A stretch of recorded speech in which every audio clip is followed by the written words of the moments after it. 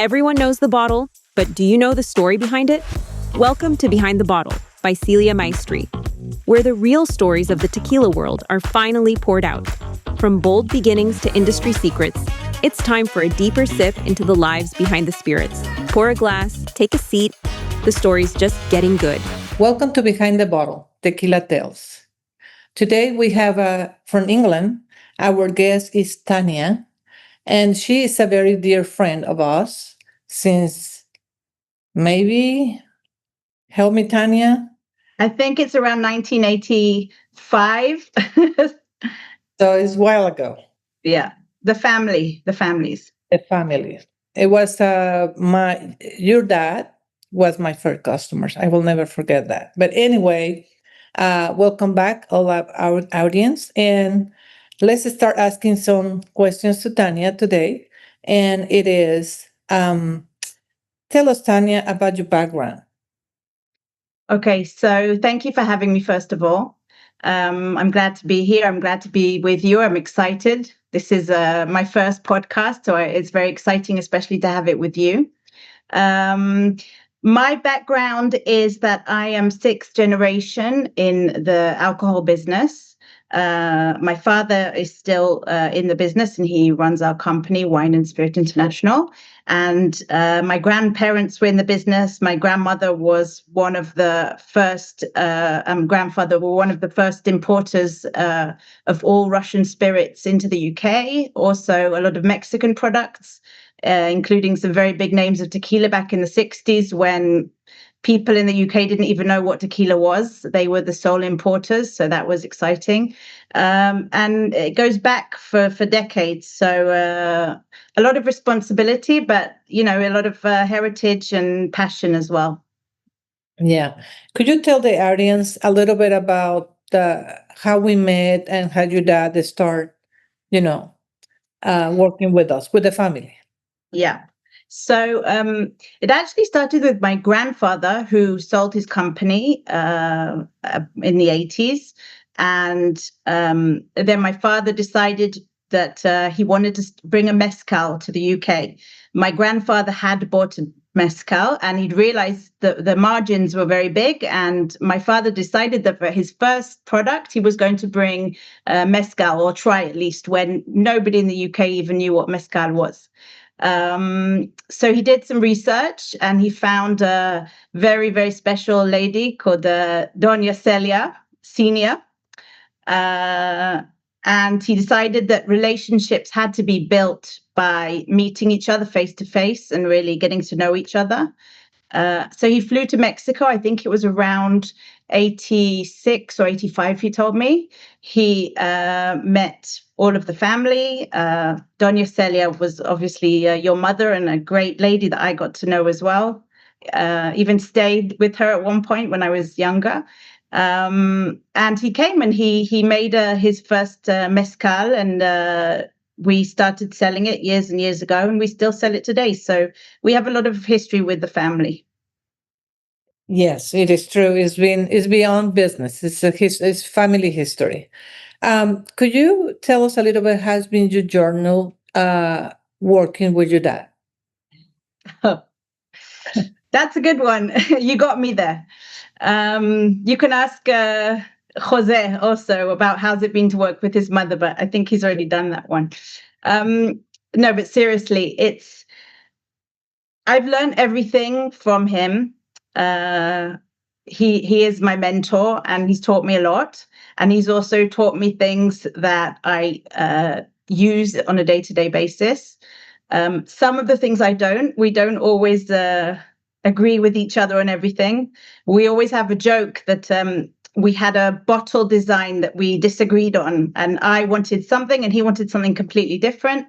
And then we had a big argument, and it was, I want this and you want this. And then at the end, it was like, okay, Dad, now can you go and set the table for dinner? Like, in other words, there's nothing you can do. You have to, family comes first. But he brought me into the business. He taught me most things that I do today, and I appreciate that. And it is difficult. There are times when it's difficult. Things are changing now, and we have to all change with times. And that can be difficult as well. In any generation and any age, I think that's difficult. But I'm glad in the end of the day that we've had this a time to work together, and we have such a great relationship. Even if we're not always on the same page, I think it's important to sometimes, have different opinions, and that's what makes Agree things and work in disagree. the end. Yes. I know that you have few private labels. So in the private label world, tell a little bit about the audience, about the behind the bottle tequila tales, because people think it's just, yeah, this is the bottle and this is the ended results of everything. Tell us a little about the journey to make a brand like Bambaria that is behind you there. Yeah.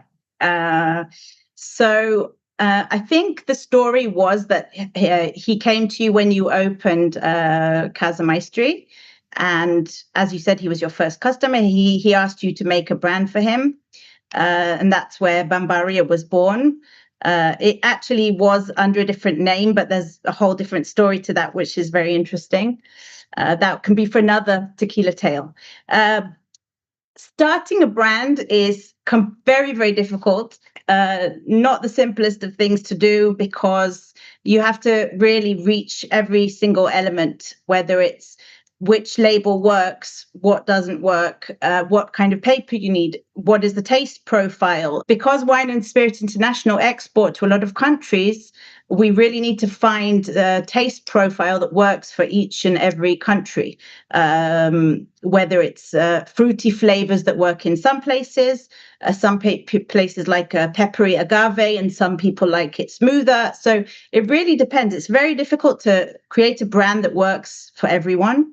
And I think we're lucky that Casa Maestri really go with us hand in hand and give us help trying to find the right mix for what we need. But generally speaking, creating a brand is not as simple as it seems. You have to put a lot of investment into it. You have to really know what you're doing, and that comes with time and effort, and being with the right partner, obviously. Yes. Yeah.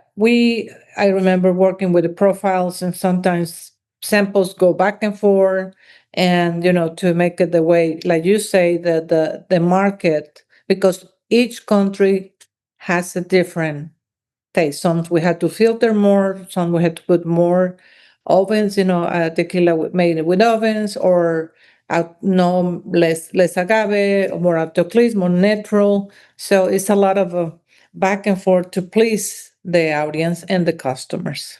Yeah, I think it's something very difficult, and I think it's important to listen to your heart, first of all, because in the end of the day, you know what's right for your brand. But also listen to the audience and try and get something that will work, because that's where it is. It's about looking great, tasting great, and getting the customer in the end to come back and buy another bottle. That's the real trick. Yeah. So a few years ago, your dad started asking me, Celia, do you want to import some other products to England or in other countries? I have a bunch of customers, but didn't conquer 100% until you met Jose. Could you tell us about the journey with Jose, about the new partnership that we have between Casa Maestri having the office and your office? Yeah.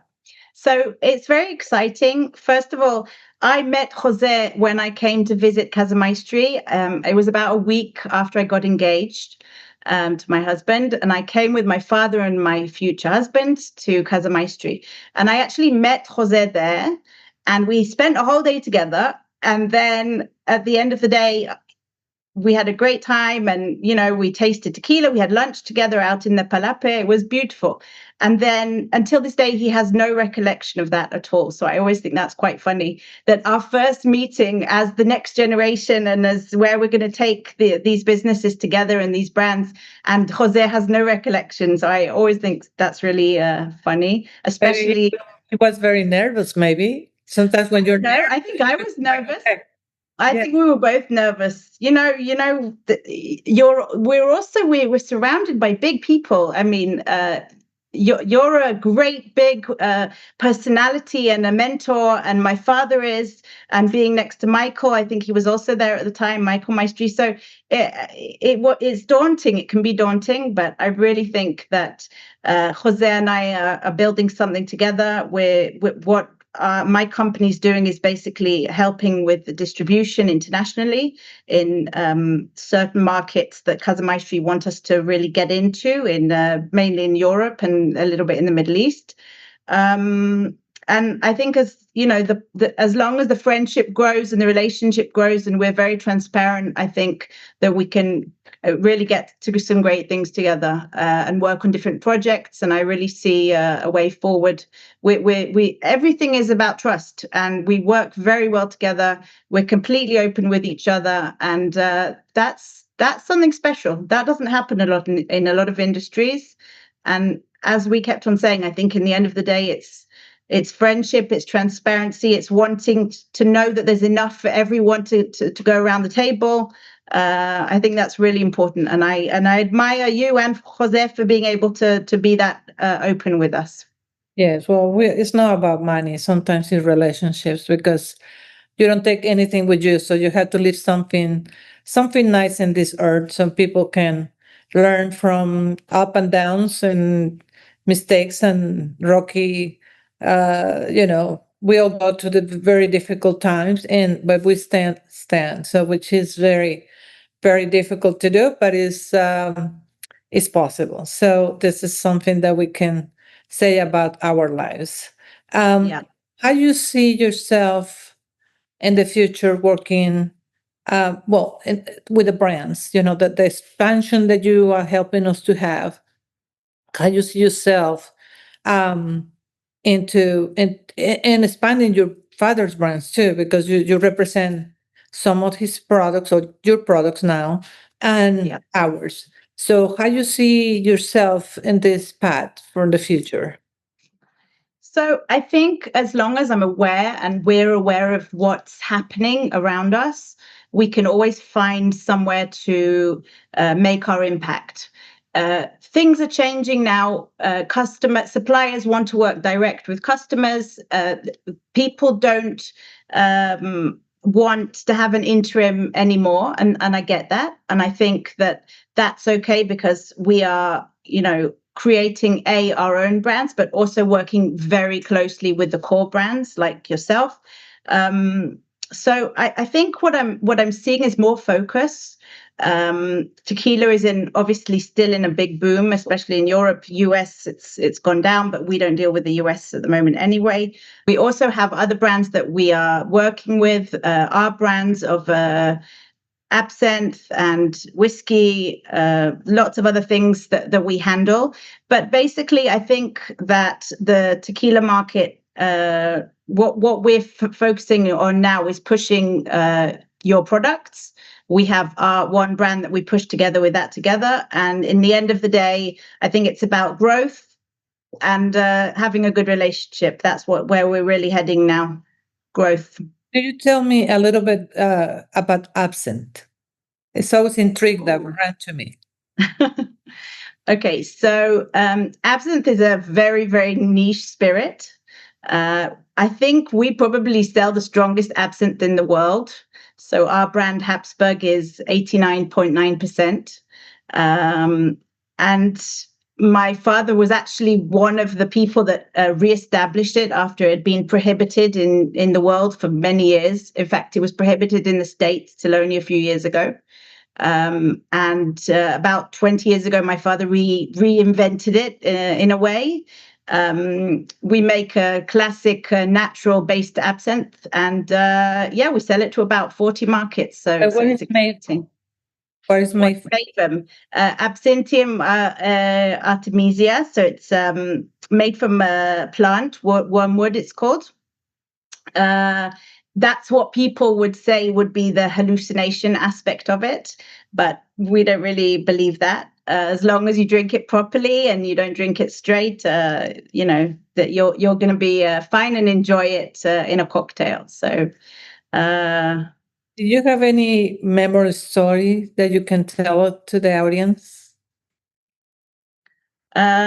I think the memorable story that I have regarding Casa Maestri, I have a lot of memorable stories, to tell you the truth, especially with my father, and they always are usually quite naughty in the end. Something funny happens and something cheeky happens. But I remember coming to Casa Maestri and going into the agave fields and watching the jimador and, the whole tour that everyone does in the beginning. I was, as I said, just a week engaged. I was with my fiance, Alon.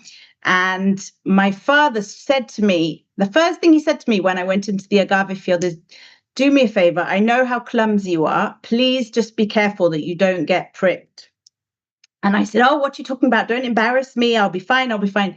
Obviously, after 2 seconds, I walked into some agave and got a huge prick. Wow. Let's just go for it and say in my backside. I felt the pain for weeks. I'm telling you, it is not a nice experience getting, I'm sure I'm sure it's happened to you, but getting a prick by the agave, yeah. It is not fun. And that is something that will make me remember that trip. And that's why I was so surprised that Jose never remembered me visiting, because that was this kind of scream that I yelped out when it happened. And that was pretty painful. So that was just one of the many memories of Mexico. But yeah, I've got tons of memories over the years. Where being in this industry, a lot of fun things happen. A lot of it's sitting in the office and doing emails, but a lot of it's also going out there, meeting people, trying new cocktails, trying new, seeing new places, and I think that's very exciting. Yes. And I know it's not in your questionnaire, but I want to ask you, do you never, and I'm going to close with that question, do you never in your life regret what you're doing? Wow. That's a big one. That I actually did a BA, a bachelor's degree and a master's degree in counterterrorism and diplomacy. And that was always the plan, that I was going to go into counterterrorism and diplomacy and be a diplomat or something, make a change, make a difference in the world. And on the other hand, ever since I was about 4 or 5, I can remember going into my father's office and taking his adding up machine. It wasn't a calculator. It was like the adding up machine where the paper comes out, and doing da, da, da, da, da, like that with my hand and signing documents. But at 4 or 5 or 6, I can remember signing documents.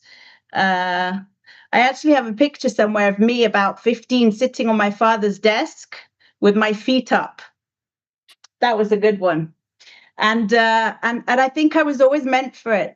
We're very close. I was always very, very interested in the industry. Ever since I was 3 or 4 or 5, he used to take us to wineries to visit different customers. He was never ashamed of having little kids around him crying or screaming. It was always about, I want to take you, I want you to experience, be part of it, be part of me. And I think I don't think I could regret that for a day. I think that was, in fact, look, I could just show you, can edit this out, but this is the picture. Okay. I was about 15, me sitting on my father's desk. Father's desk, yes. Yeah. So I don't think I can regret it, but things can be difficult for everyone, but you just have to keep on going and appreciate what you have. And as I keep on saying, everything is about great relationships. For me in the industry, it's about my relationships with my customers, with my suppliers, they're my friends. They come to our family events, our weddings. That's just how it works for us. And I think that's very important. And I appreciate that very much so. And we're going to keep that for generations to come. Thank you very much, Tanya, to join us today. Thank you so much. I really enjoyed it. Yes, and I'm sure we'll be next time. So start thinking about the new tales, tequila tales, and I appreciate the audience today. And don't forget to watch us on Behind the Bottle Tequila Tales next episode. Gracias, salud. That's it for today's episode. Thanks for listening to Behind the Bottle, Tequila Tales by Celia Maestri. The next story's already aging to perfection, so don't miss it. See you soon. Don't forget to follow us on social media and your favorite podcast listening platform.